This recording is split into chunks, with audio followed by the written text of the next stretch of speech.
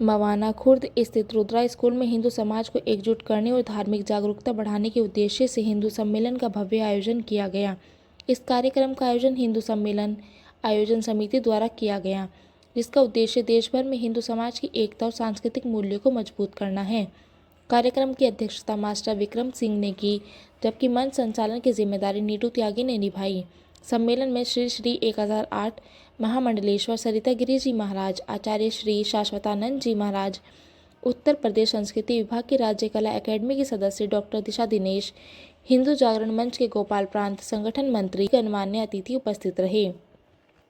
मुख्य अतिथि महामंडलेश्वर सरिता गिरी जी महाराज ने अपने संबोधन में कहा कि आज की युवा पीढ़ी को धर्म, संस्कार और संस्कृति के प्रति जागरूक करना समय की सबसे बड़ी आवश्यकता है। उन्होंने कहा कि हिंदू समाज की पहचान, परंपरा और मूल्यों को समझना और आगे बढ़ाना हर व्यक्ति का कर्तव्य है। इसी उद्देश्य से देश भर में हिंदू सम्मेलन आयोजित किए जा रहे हैं, ताकि समाज को एक सकारात्मकता दिशा दी जा सके। उन्होंने उपस्थित लोगों से अपील की कि वे यहाँ से मिले संदेश को अपने बच्चों तक पहुँचाएं और उन्हें धर्म व संस्कारों से जोड़ें। कार्यक्रम में क्षेत्र के उन खिलाड़ियों को भी सम्मानित किया गया जिन्होंने विभिन्न खेलों के माध्यम से देश और समाज का नाम रोशन किया।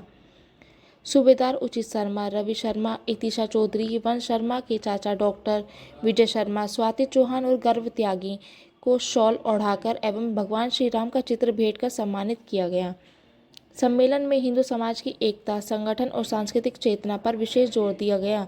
कार्यक्रम के दौरान गोपाल प्रांत संगठन मंत्री महामंडलेश्वर सरिता गिरी जी महाराज और आचार्य शाश्वतानंद जी के विचारों ने उपस्थित जनसमूह को प्रेरित किया। यह सम्मेलन सामाजिक, राष्ट्रभक्ति और धार्मिक मूल्यों को मजबूत करने की दिशा में एक महत्वपूर्ण कदम साबित हुआ। आईडी लगा के ले लो यार, कोई दिक्कत हुई है? आईडी लगा के लो, कोई समस्या थोड़ी है, आईडी लगा के लो। धार्मिक आयोजन में एक संत द्वारा जो है वो लगातार शासन प्रशासन पर जबरन दबाव बनाकर और जबरन मेला क्षेत्र में प्रवेश करने का प्रयास किया गया है। क्या कहना चाहेंगे आप? ओम श्री परमात्मा ने नमः।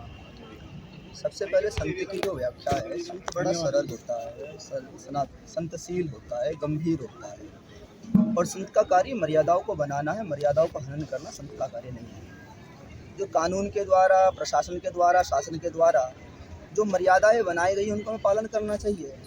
नई परंपराओं को लेकर हम चलेंगे और कानून की व्यवस्थाओं को तोड़ेंगे तो विवाद तो उत्पन्न होगा।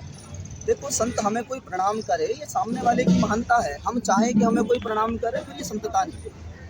ठीक है, सामने वाला प्रणाम करे तो हमारी उसकी महानता है, लेकिन हम चाहे हमें प्रोटोकॉल चाहिए, हमें व्यवस्थाएं चाहिए, तो ये संत के लिए कहीं ना कहीं शोभा नहीं है और संत की कहीं ना कहीं मर्यादा भी नहीं है। सबसे पहली बात है, प्रोटोकॉल लेने के लिए भी व्यवस्था होनी चाहिए।